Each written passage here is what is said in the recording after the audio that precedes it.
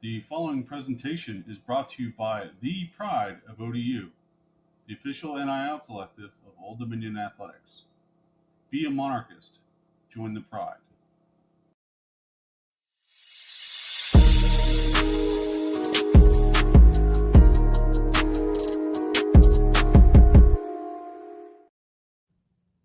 Monarch Nation, welcome back to the Monarchists Basketball Show. As always, my partner in crime, Mike, and Coach Mike Jones. Welcome to the show, Mike and Mike. Great to have you, Aaron. Appreciate you having me. Absolutely. Hey, it's been a while. I think the last time we talked, it was before the road game at Miami of Ohio. A lot of stuff has happened since then. How would you describe the team's growth from the start of the season until right now?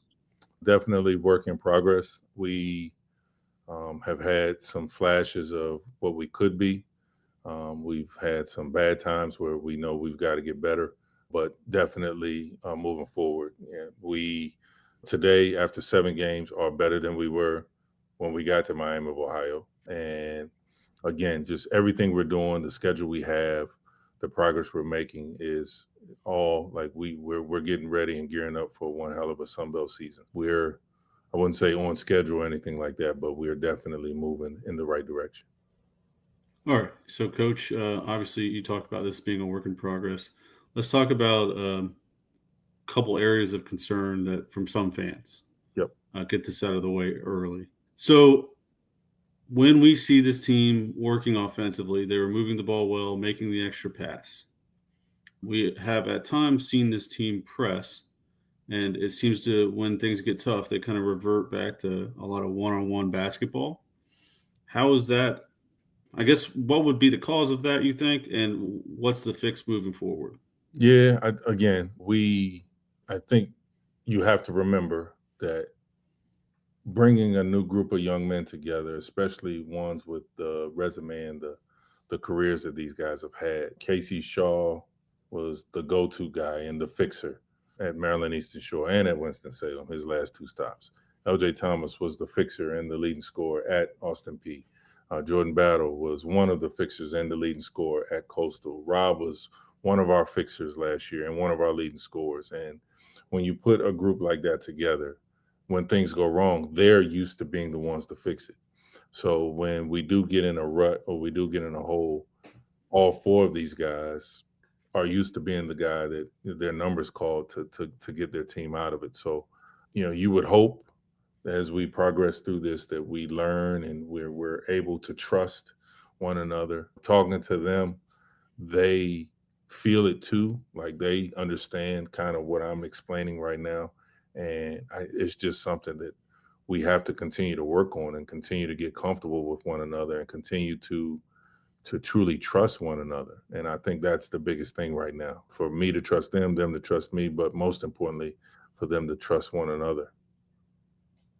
All right. And then the second biggest concern, I would say, is defensively. Yeah. We see it a lot in man where someone just gets blown by, like easy path to the bucket. What do you think is the biggest cause of this, and how do we fix it moving forward? Well, I think we've gotten better.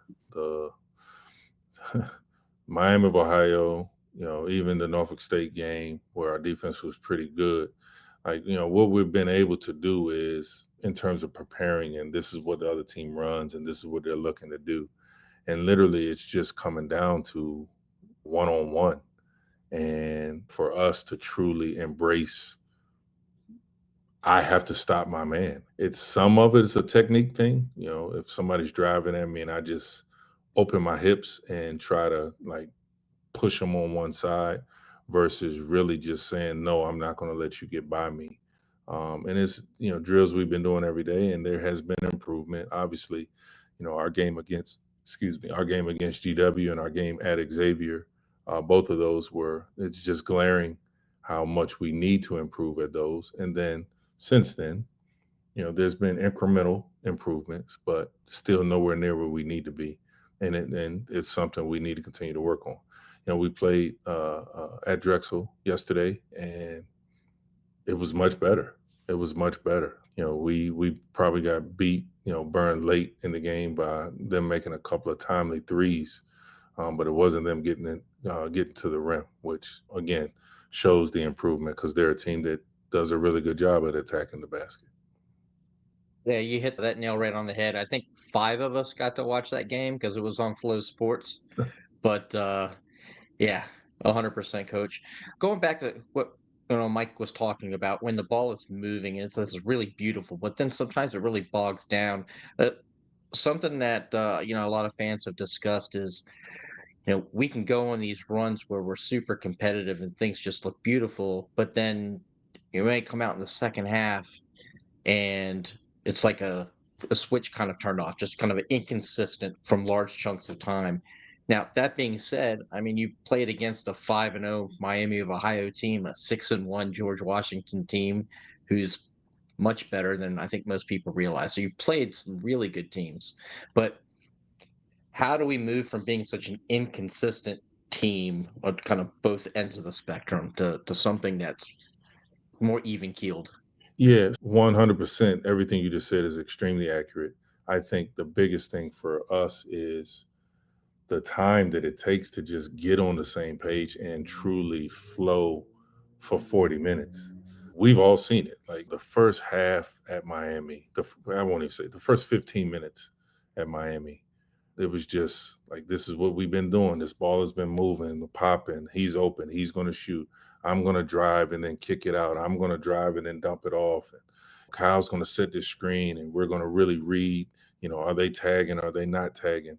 There's just so many aspects that at times we're really good at. And then there's the times when, you know what, I haven't shot the ball in 4 minutes. So like next time I get it, I got to get one off. And again, no one on our team is selfish, but there are guys on our team that are used to doing things a certain way. And we had Costa Rica 3 games. We've had the preseason, we've had the fall, we've had, the first 7 games. There's still it takes time. And I get incredibly frustrated too, because I know what it's supposed to look like and I've seen it. So it is frustrating and I get that, but it takes time. And again, we're working towards it. It's just going to take some time. All right. So let's talk about something positive. None of that was negative. Progress is positive. Well, I just want to talk about this. The Norfolk State game, that was the best environment we've had in a while at Chartway. Fantastic game by both teams, but that environment, the team getting to play in front of that. What were the reaction from the new guys? Like, I imagine some of them have never played in a game like that with the fan base like that. Yeah, they were all like, again, that's what, we hope to one day soon be able to do that. And obviously they know that our performance on the court impacts that a lot, but that is something that can be very addictive in terms of like, I want to play in that environment. And to a player, like just the excitement of that and in the locker room. And even the next day, as we were preparing to flip the page and get ready for GW, like it was intoxicating. That was a great environment. And we want that. We want to have home games on our schedule each and every year that will bring that type of environment. Next year, Richmond coming down, I hope produces something very similar to that as we try to get more and more of our schedule done for the coming years. Like we want more nights like that was amazing. All right, so 3-0 at home, 0-4 on the road.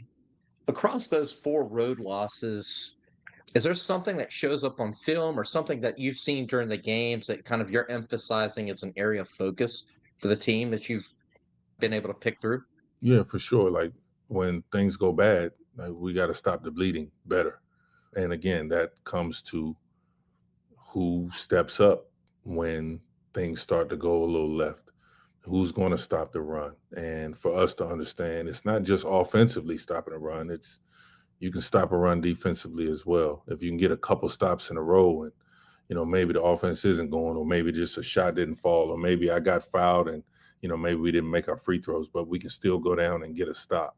And I think just us continuing to emphasize every single possession matters. The momentum in college basketball is an amazing thing. You score a couple baskets in a row and get a couple stops, you're on top of the world. You don't score a couple baskets in a row or on a couple of possessions in a row, and the other team does. It's not the end of the world. But as soon as you can, you stop that run. You get something going in your favor, and for us to just embrace that together and collectively, the word we've been using lately and for the last couple of weeks has been just we need to be much more connected. We need to be able to trust what one another's doing, when they're going to do it, how they're going to do it, and then how I'm to play off of it. And again, it's just things that we're working on trying to get better at. All right, so we have a lot of new guys on this team, but there's a couple guys that have surprised me with how they've been able to impact the game early on. One of them is a true freshman, Zacch Wiggins. If you told me he was a fifth-year senior, I'd believe you because he makes some veteran plays out there, and the team usually looks great. But I don't know. He's been awesome. Talk to us about Zacch a little bit. Yeah, he's everything we thought he would be. I mean, you can even count him in those. I mean, he's AAU and high school. He's used to being the man, and when things go wrong, he's the one that fixes it. So you can add him to that list we were talking about earlier. But I won't say I'm surprised by anything he's doing. This is who we recruited him to be. He is someone who is a very cerebral player. He's still adjusting as a freshman to the physicality of college basketball. But if you just talk about talent and just the mind to be able to play, he has it. And as he gets stronger and again just embraces the physicality, he's as good as it gets. And we're lucky to have him. He represents what we want to recruit. I can endorse that for sure. All right, on the defensive side, where have you seen the most progress and what still needs to be sharpened?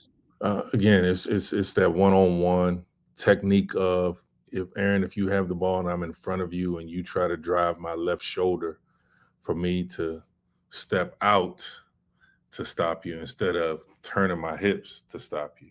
And that's a huge thing. I think some of our guys, again, I don't want to make it seem like it's this simple, but sometimes it is this simple.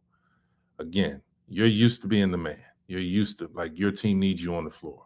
You don't want to foul because I come out of the game. So when you drive at me, I'm not trying to foul. I'm going to do my job, but I'm trying not to foul.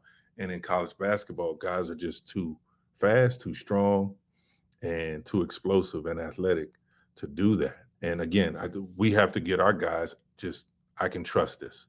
First of all, they're doing the same thing to us on the other end. So the referees are going to allow me to step to the side and chest this a little bit more than just opening up my hips, one. And then two, let's say I do get in foul trouble. Hey, there's somebody over there that can give us good minutes while I have to sit. And that's a selfish thing, but not in the true sense of the word selfish. I don't want to come out of the game. I don't want to foul. I don't want to be in foul trouble. I want to play, but so that we can win. And just getting guys to truly understand, again, the physicality that, our league allows us to play with one, but with the schedule we're playing, the Big Ten, the Big East, the A-10, those teams are the same way. All right, so educate myself and the fans a little more. You're talking technique there of stepping out as opposed to just turning your body. Is that something that's maybe not taught as much at the high school and the AAU level, and you're having to try to develop that? So I won't say that, but I will say there's so many different techniques. You have some team that run a pack line defense. You have some teams that run a no middle defense. You have some teams that are so used to switching everything that becomes a non-issue. But when teams just spread you out and be like, "Hey, you got to guard me one-on-one," but you're so used to switching, the technique of it does become enhanced. It becomes that much more important. So again, these are things that we're working on every single day. These are things that we are getting better at. And again, for those that watched the game yesterday, you would have seen much better effort there and just a focus on it. Like it can be frustrating that you're trying to do it one way and you get beaten. It's just like, like our guys are truly embracing what it is we're asking them to do. And we're still going to have our growing pains, but there is progress being made. All right, I want to go back to the Xavier game on offense. Their wing length, they were doing a great job of making themselves longer and denying easy dump passes into the paint. It seemed like maybe the best way to attack that would have been, I mean, obviously just going at the bucket as the guards, but their length was really impressive to me. Like, I haven't seen a defense look that long in a while. Talk to us about how you think we should have attacked that, or if we'll see a team that long the rest of the season. Well, I mean, look at who they start. They don't have a 7-footer, but they've got, like, at any point in time, they could literally have 4 guys on the court that are 6'7", 6'8", 6'9". And again, that's not a complaint or anything like that. It's just, yeah, sometimes there are going to be teams that are going to match you up. We didn't answer the bell in terms of keeping them from getting to the rim. So forget scoring for us. If we play better defense and we're more connected on the defensive end, that's a totally different game. The problem was when it went bad, we didn't respond. And that's the part that, like, first of all, I take credit for everything that goes wrong. But I mean, that's one of the things that I definitely, like, we have to be better at that, because there are going to be plenty of times in our season that things they're not going right. And for us to be able to fix it in the moment is going to be incredibly important. And we just did not do a very good job of that at Xavier. So I'll ask a follow-up to that. When things are going bad, do you want them to figure it out easily, like on their own? Or is that a situation where you maybe call a timeout? Like, So it's the way I've always coached. I would prefer, and again, the mindset that we got older players that truly can, like, we have to be able to massage this so that when we're at the 8-minute mark in a tough Sunbelt game that is going to determine our playoff or tournament seeding, and we're going to need those timeouts at the end of the game, like, for us to be able to do a little bit more things on the fly. Like, that is the mentality that we are coaching with right now, that I am coaching with right now. And I think that's incredibly important for people to understand. Yes, I want to beat Xavier. Yes, I want to beat GW. But there's a much bigger picture that everything that we do is intentional, and we're trying to prepare for what we're going to need to be able to do. Having a new point guard this year, having LJ, and LJ and I communicate a lot, and I'm on him. And for him to truly embrace he and I being on the same accord, he and I being on the same page, is something that he has truly embraced. That is going to pay dividends for us down the road. I have no doubt about that. That is going to pay huge dividends for us down the road. Coach, I know that you and your staff pay a lot of attention to particular metrics or statistical areas. Mhm. Sometimes you don't really say what they are, but you reference them. But I Mhm. noticed the other night in the game, kind of at the home game, at a critical point, you looked over to the bench or you yelled over to Aiden and had the computer on his lap. So during the game, are you kind of is he watching any particular metrics or So uh, in- Aiden is our, first of all, he's our analytics guru. So not during the games, but non-game days one, and then before and after games, like, I communicate with him a lot because he gives me the data that I want to know. okay, But during the game, his laptop, like, he's the challenge coach. okay. Was the ball really out on us and things like that. So, and again, just the whole coaches challenge thing. So this is going to be a longer answer. So the whole coaches challenge thing is new. And we've spent all preseason trying to figure out what is our philosophy when it comes to that. The referees want you to challenge their plays, like, because they want to get used to it as well. But I think what we've kind of settled on, that if it's not crunch time, the only way we challenge a play is if it's going to take points off the board or put points on the board, which is so rare. So literally take points off the board. So if there's a goaltend or something like that, or if it's an out of bounds, or actually out of bounds won't, or if it's a charge, no charge. If it's going to take points off the board, if it's a challenge of was his foot on the line on a 3 or a 2. Before crunch time, I don't think you'll see us challenge unless we are absolutely 100% sure that the play will get reversed into our favor. And then in crunch time, it gets a little squirrely because most people don't know, like, there's like, you have to challenge like within a certain window. So let's just say there was a media timeout and the play right before the media is in question. I would need to challenge it before both teams get to their bench and the referee goes to the table and points and be like, all right, start the clock for the media. Once that happens, I am no longer able to challenge the play. And That's not much time at all. Right. So that could be 10 seconds. Most refs will understand that this could be a challengeable play. So they might slow walk it a little bit to give you a chance, but they don't have to do that.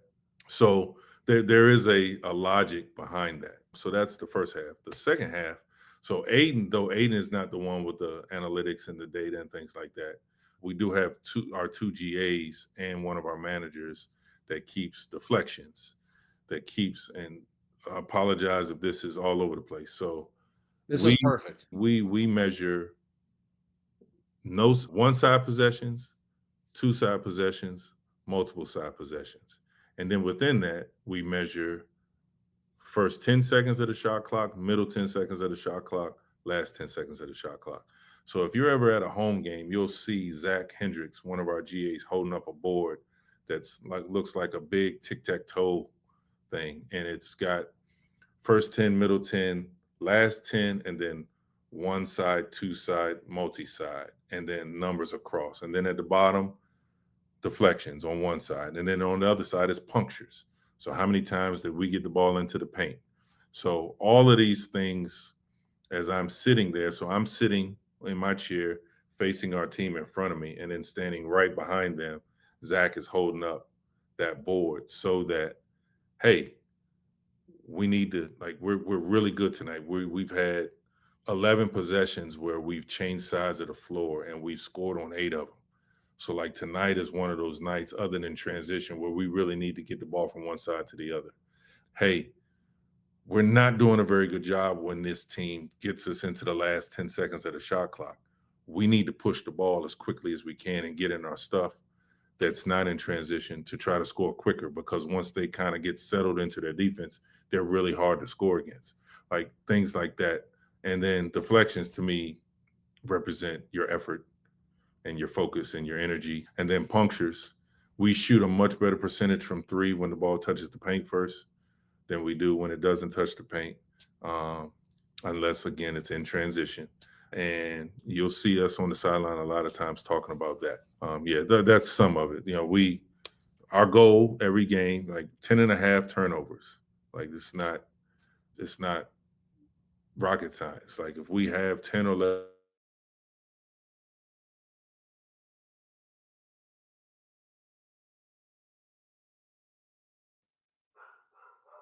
Hey, Mike, you there? He freeze up for you, Aaron? Yeah, he froze up. Probably about Yeah. 25, 30. Yeah. Pepper wanted to be on the show tonight.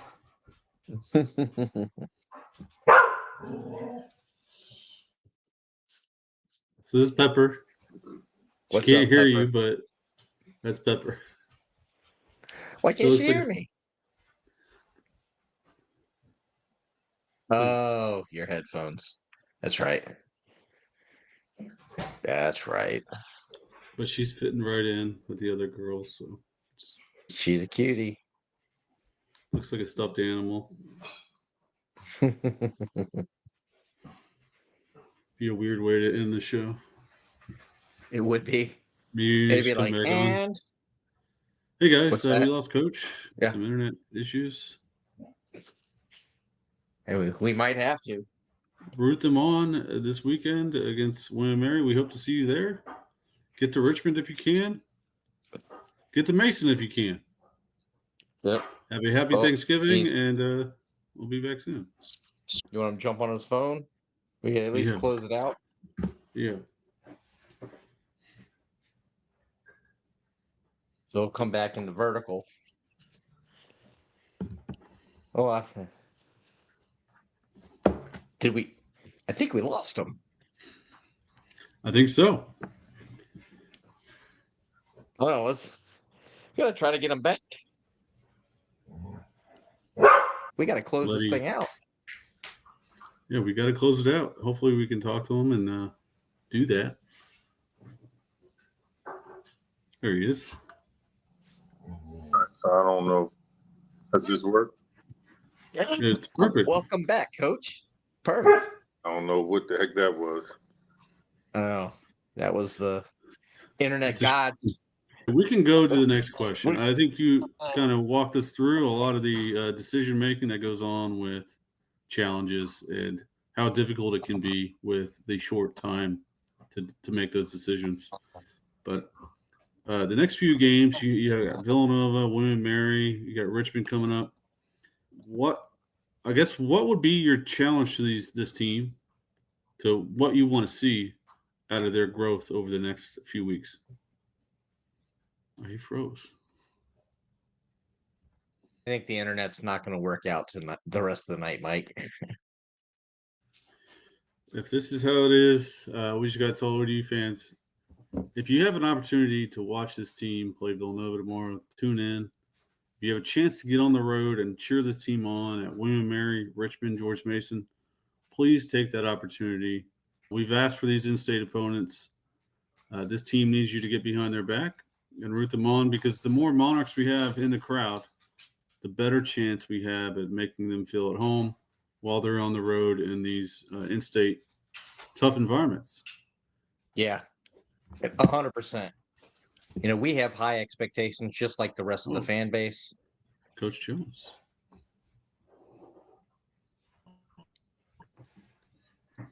We got your back, Coach. I think the hotel internet is not wanting to play nicely tonight.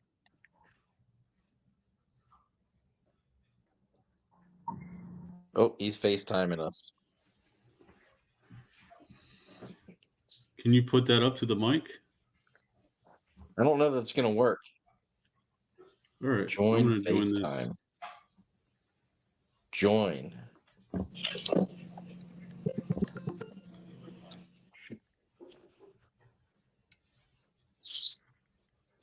Hey, Coach, can you hear us? Yeah, I can. Okay. Can you hear this through the microphone, Mike? Okay. Does it come through the microphone? Oh, you get two. Oh. Okay, I saw it now. Yeah.